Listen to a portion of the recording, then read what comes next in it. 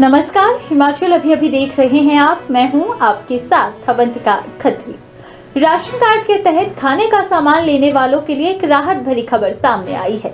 एक तरफ सरकार ने फ्री राशन की अवधि दिसंबर तक के लिए बढ़ा दी है, वहीं मोदी सरकार की one nation one ration card योजना पूरे देश में लागू हो गई है, जिसके बाद सभी दुकानों पर online electronic point of sale यानी POS डिवाइस को जरूरी कर दिया गया है।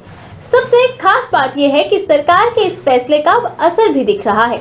आपको बता दें कि राष्ट्रीय खाद्य सुरक्षा कानून के तहत कार्ड धारकों को सही मात्रा में खाद्यान्न उपलब्ध हो, इसके लिए केंद्र सरकार ने राशन की दुकानों पर इलेक्ट्रॉनिक पॉइंट ऑफ सेल उपकरणों को इलेक्ट्रॉनिक तराजू के साथ जोड़े जाने के लिए खाद्य सुरक्षा कानून नियमों में संशोधन कर दिया है। अब देश में उचित दर वाली सभी दुकानों को online electronic point of sale यानी POS डिवाइस से जोड़ दिया गया है, यानी अब राशन तोल में गड़बड़ी की गुंजाइश ही नहीं बची है।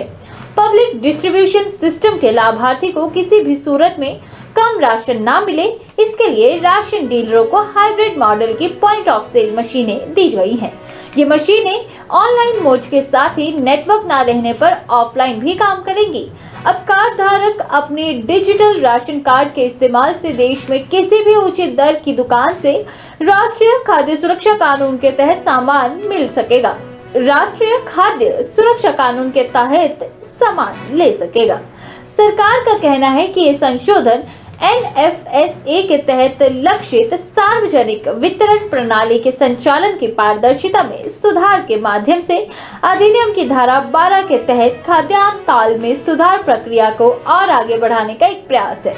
राष्ट्रीय खाद्य सुरक्षा अधिनियम के तहत सरकार देश के करीब 80 करोड़ लोगों को प्रति व्यक्ति प्रति महीने 5 किलो गेहूं और चावल क्रमशः 2 से 3 रुपए प्रति किलोग्राम की रियायती दर पर दे रही है। सरकार ने कहा कि EPOS उपकरणों को उचित तरीके से संचालित करने वाले राज्यों को प्रोत्साहित करने और 17 रुपए प्रति क्विंटल के अतिरिक्त मुनाफे से बचत को बढ़ावा देने के लिए खाद्य सुरक्षा 2015 के नियम 7 में संशोधन किया गया है।